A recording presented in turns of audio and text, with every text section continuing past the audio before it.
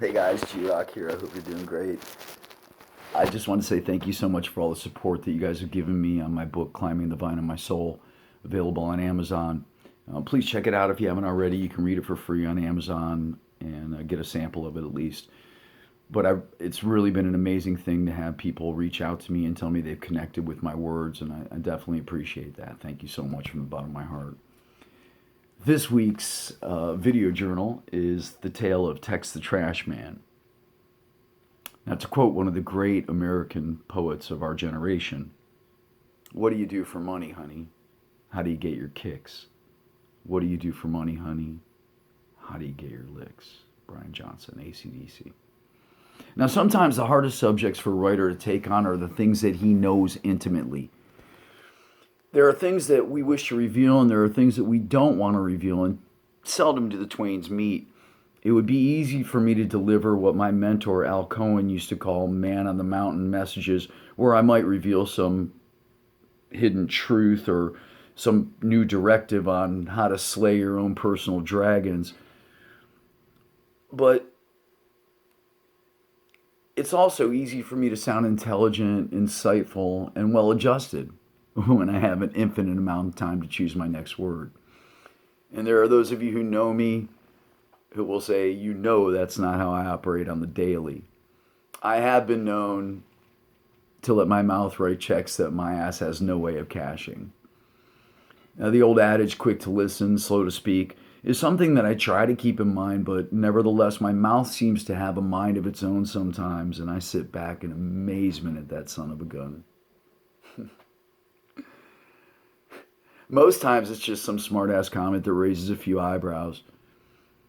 However, there have been times when my mouth bypasses any and all filtration systems between it and my somewhat twisted mind.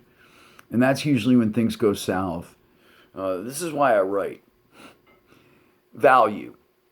And this is a word that we hear all the time in advertising. It's a buzzword that's used to entice us into purchasing that next great value item that we probably never even knew that we needed.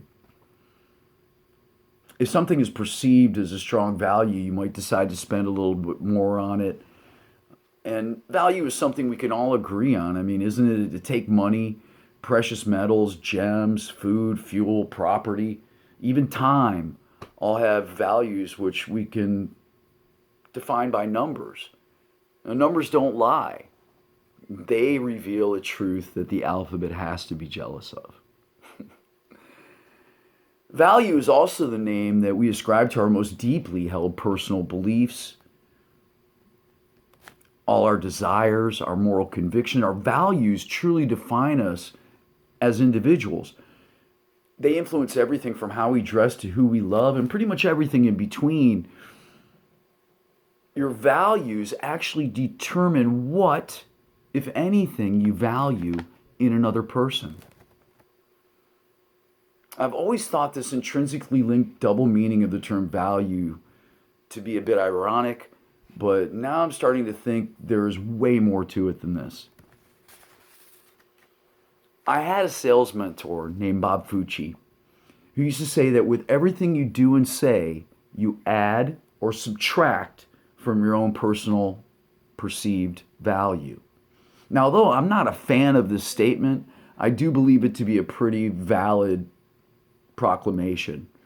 Now, since we can't possibly attempt to define a person's value numerically, what measurement can we determine which ones among us are the most valuable?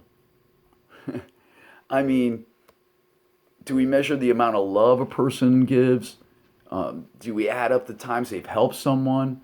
I mean, how about just comparing the amount of perceived faith they show in their chosen God? I mean, these inquiries are all ridiculous and superficial at best, but we actually manage to ask all of these questions and more in one of the most common queries heard in just about every single getting to know you conversation. So, hey, what do you do for a living? Now, those of you with super successful careers and secure futures might say that this is nothing more than mere small talk. And you may really relish the idea of discussing your chosen field, understandably. Believe it or not, I actually do wholeheartedly concur. I mean, it is small talk. I believe it to be among the smallest of talk that has ever been spoken. I mean, what a person does to survive and thrive on this planet may or may not have any relation to their heart's desire. Some of us have occupations totally contrary to who we truly are. Excuse me. So much so that we may not even want to share them, of concern that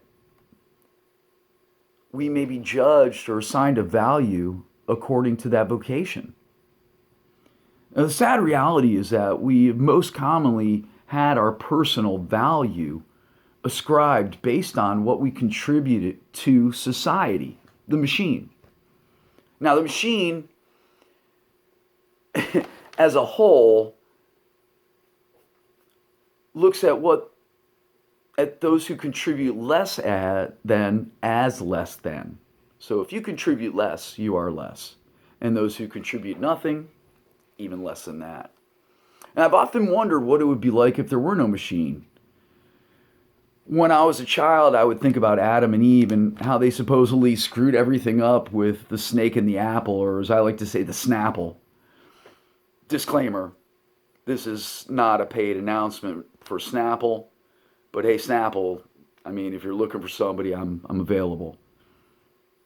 Anyway, I always thought about how awesome it would be if they had it messed up with that Snapple. We would be running around in our birthday suits with all the time in the world to do important things like love and create and dream and explore everything this planet has to offer. I think it's called living. Consider the breadth and the depth of the philosophical revelations, the advancements and accomplishments of human beings during what's called the Golden Age. I mean, imagine if instead of spending the days theorizing and conceptualizing, crystallizing new ideas, inventions, and ways of being, our great philosophers were relegated to becoming part of the machine in order to survive. I mean, what if Da Vinci or Socrates had to prematurely end a profound oration or rush off to cover his shift at Starbucks? Can you picture Kerouac or Nietzsche working part-time at Best Buy to make ends meet? The idea is ridiculous and laughable at best.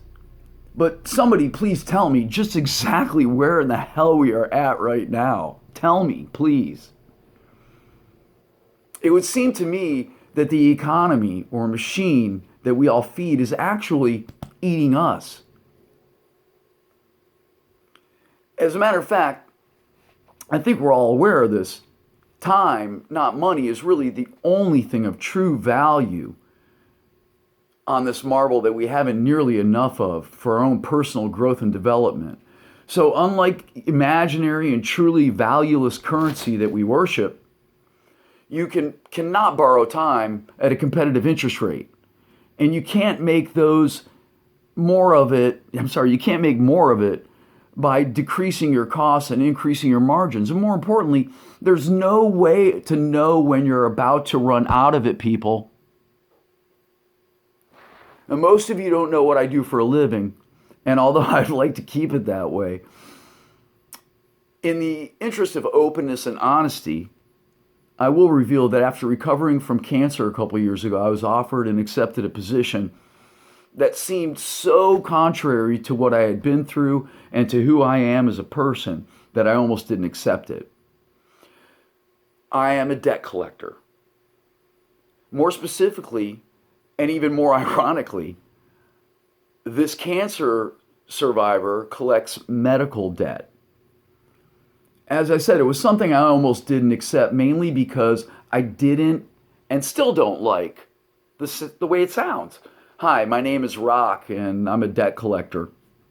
I know that sounds superficial and a bit silly, and that's kind of why I ended up convincing myself to accept it, and I wound up actually being surprisingly happy and enjoying the job.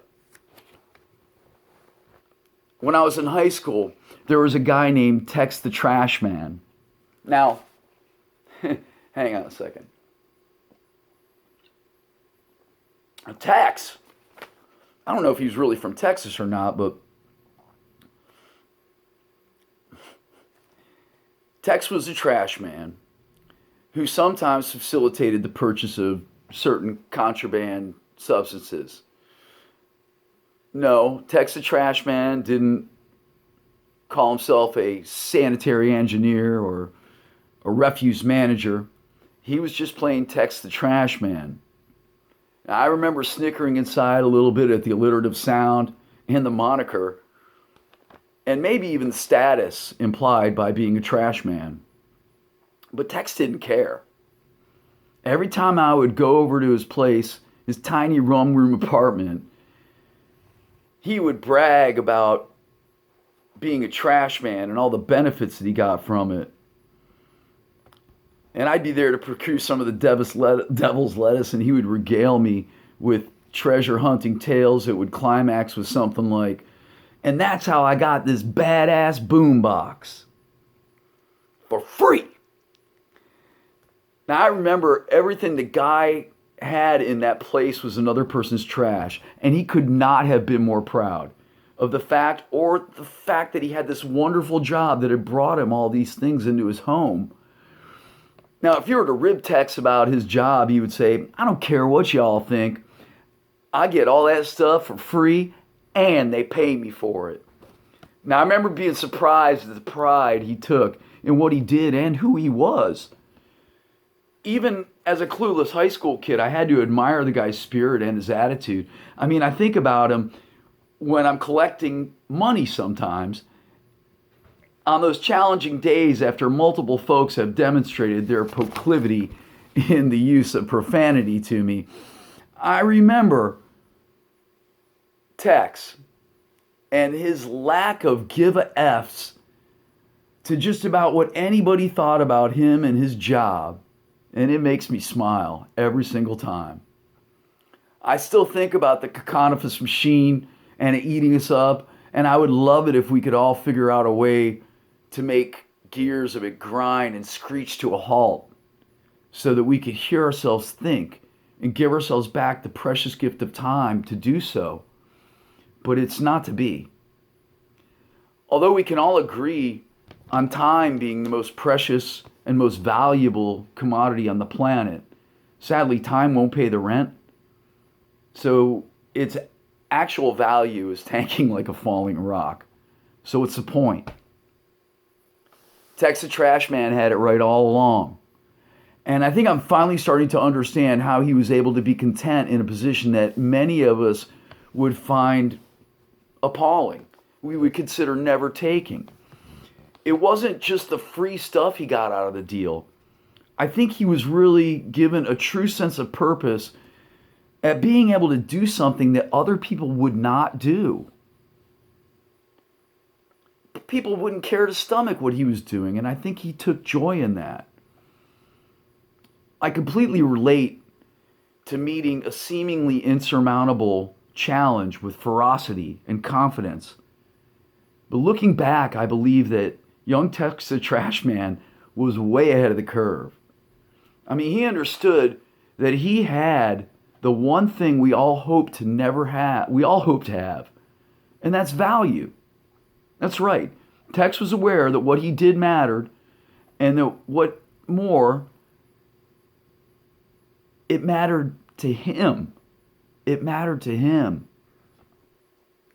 You matter. You have value. Now, whether or not you have a job, whether or not you're proud of the position you have, it's not all important. The machine we feed doesn't accept, doesn't care, doesn't love you. It needs us.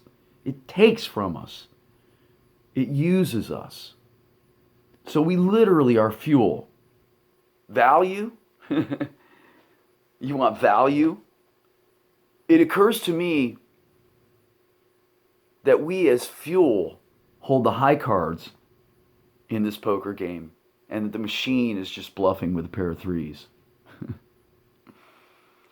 So the next time you think about making somebody that, next time you think about asking somebody what they do for a living, or you're on the receiving end of that inquiry, remember to text the Trashman. Smile. Be proud of who you are. True story. Peace.